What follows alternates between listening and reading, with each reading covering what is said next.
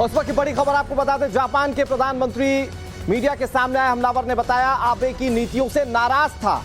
ये बड़ी जानकारी हम आपको बता रहे हैं। जापान के प्रधानमंत्री किशिदा, जिन्होंने शिंजो आबे पर हुए हमले को लेकर बड़ा बयान दिया, उन्होंने कहा कि हमलावर ने अभी तक जानकारी दी है, उसमें ये बताया उसने कि जो प्रधानमंत्री रहते हुए उन्होंने फैसले लिए, उन फैसलों की नीतियों से दरअसल वो नाराज था और इसके चलते उसने हमला किया। संबोधन के दौरान जापान के प्रधानमंत्री फूमियो किशिदा रोते हुए नजर आए। उन्होंने कहा कि यह लोकतंत्र की नींव पर हमला हुआ है। जापान के प्रधानमंत्री ने बात कही, हमला क्यों हुआ इसका पता अभी तक नहीं चल पाया है, लेकिन उन्होंने इस बात को भी बताया है कि हमलावर ने अब तक जो जानकारी दी उसमें उसने ये कहा कि जो शिंजो आबे की नीतियां थी वो उससे बेहद खफा था और उसके चलते उसने इस वारदात को अंजाम दिया। हालांकि ये अभी भी बहुत बड़ा सवाल है कि ये शख्स जिसने हमले को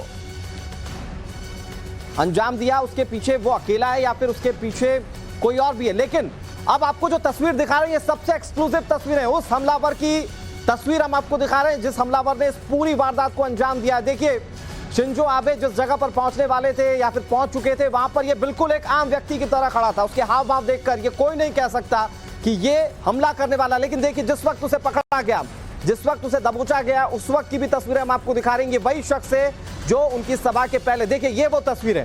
पहली तस्वीर में अब अगर आप गौर करेंगे तो देखेंगे ये बिल्कुल एक नॉर्मल तरीके से वो खड़ा है और दूसरी तरफ आप देखें तो उसे पकड़ा गया जब उसने हमला कर दिया था।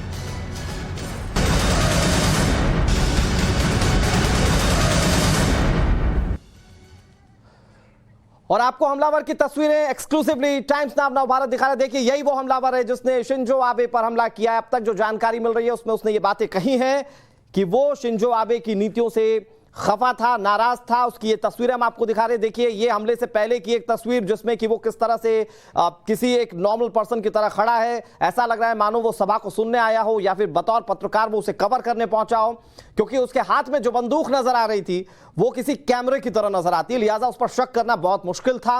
लेकिन जब उसने पूरे हमले को अंजाम दे दिया तो उसके बाद उसे किस तरह से पकड़ा गया उसकी भी तस्वीरें हम आपको दिखा रहे हैं। अब सबसे क्लोज तस्वीर सबसे पहले दिखाने वाला channel times now now Bharat आपको दिखा रहा है लगातार।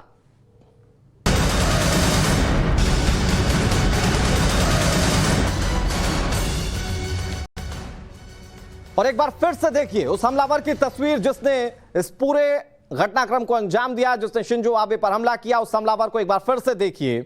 41 साल का यह शख्स बताया जा रहा है शिंजो आबे की नीतियों से खफा था, जो कि फूमियो किशिदा ने अभी कुछ देर पहले प्रेस कॉन्फ्रेंस में जानकारी दी। लेकिन उस हमलावर को देखिए, हमले से पहले की उसकी तस्वीर किसी नॉर्मल हाव भाव की तरह नजर आ रही है, किसी तरह की कोई एक्टिवनेस नहीं है। ऐसा लग रहा है मानो सभा को सुनने वो पहुंचा हो। और फिर उसके बाद जब वो हमला कर देता तो उसे पकड़ा गया।